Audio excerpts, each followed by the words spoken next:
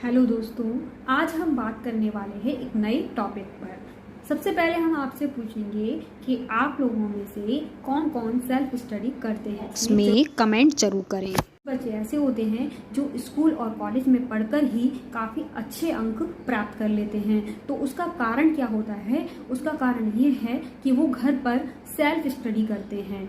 तो सभी पेरेंट्स से रिक्वेस्ट है कि आप अपने बच्चों में बचपन से ही सेल्फ स्टडी की आदत डालें। सेल्फ स्टडी का मतलब क्या होता है, इस वीडियो में हम आगे बात करेंगे। सेल्फ स्टडी होती क्या है? सेल्फ स्टडी का अर्थ होता है खुद से कि आप घर पे बैठ की हेल्प से आप अपने किसी भी टॉपिक पर ज़्यादा से ज़्यादा जानकारी ले सकते हैं। स्कूल और कॉलेजेस में अपने सिलेबस की वजह से वो ज़्यादा जानकारी नहीं दे पाते हैं, तो आप घर पर ही सेल्फ स्टडी करने की आदत डालें। इससे आप अपने किसी भी टॉपिक को लेकर अच्छे से स्टडी कर सकते हैं और ज़्यादा से ज़्यादा जानकारी प्राप्त कर सकते हैं। किसी भी टॉपिक को गहराई से समझने की क्षमता बढ़ती है।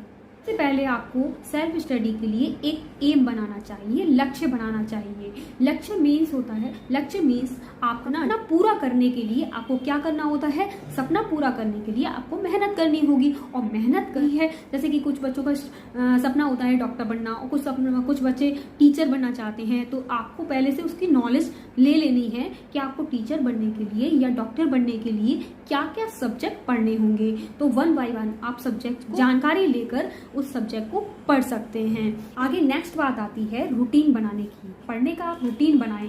जब आपका मन लगे उस टाइम आपको फिक्स कर लेना है कि हमें इस टाइम वो पढ़ना है। किसी का सुबह मन करता है और किसी बच्चे का शाम को मन करता है, तो आप सुबह या शाम जब भी आपको अच्छा लगे वो टाइम आप फिक्स कर सकते हैं स्टडी के लिए। और कुछ स्टूडेंट्स ऐसे होते हैं कि हाँ, आज पढ़ लिया कल नहीं पढ़ेंगे। फिर ऐसा नहीं करना है, आपको रूटीन बनाना है। डेली आपको स्टडी करनी है।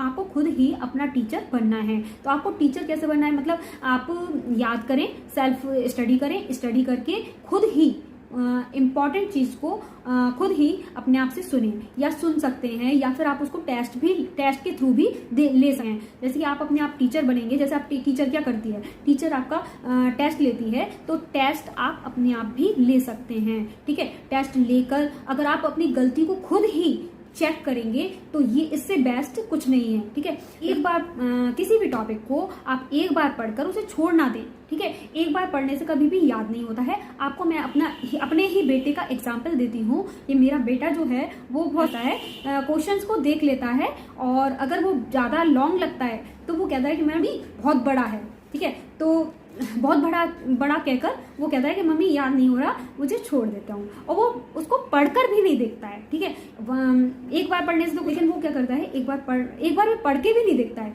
तो क्या करती हूँ मैं उसको एक बार समझा देती हूँ, मतलब एक वर्ड्स को अच्छे से समझा देती हूँ। फिर उसके बाद उसे बड़ा क्वेश्चन भी याद हो जाता है, विश्वास हो जाता है। ठीक है, तो क्या जरूरी है, आपको 1 टाइम नहीं, आप उसको बार बार रिपीट करें। किसी भी टॉपिक को याद करने का तरीका एक बार याद करने से कभी भी याद नहीं होता। तो आप उसको क्या करेंगे, बार बार रिपीट करेंगे। बार बार रिपीट करने से आपको बहुत जल्दी याद हो जाएगा और क्लियर होता चला जाएगा जो भी टॉपिक आप पढ़ रहे होते हैं। इसके बाद का पॉइंट आता है मॉर्निंग की पढ़ाई। मॉर्निंग की पढ़ाई बहुत ज़्यादा इंपॉर्टेंट होती है याद करने की। उस टाइम आप कोशिश करेंगे।